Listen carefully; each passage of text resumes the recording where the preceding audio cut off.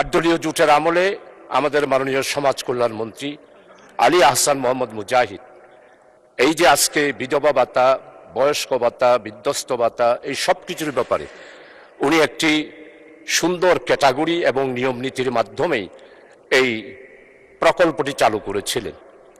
কিন্তু গত 18 বছরে আমরা যেটা দেখতে পাই, সমস্ত নির্বাচনী এলাকাগুলোতে ওই ফ্যাসিস্ট যারা ছিল তাদের নিজস্ব লোকদেরকেই এই সমস্ত ক্যাটাগরিতে তারা ভাতা দিয়েছে।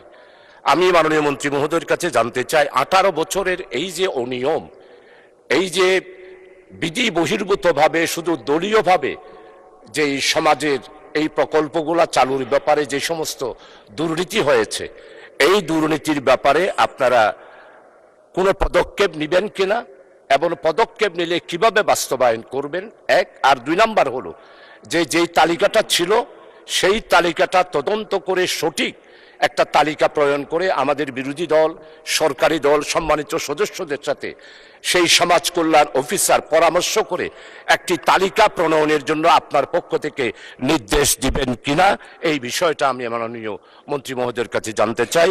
আপনাকে অসংখ্য ধন্যবাদ। মাননীয় প্রতিমন্ত্রী।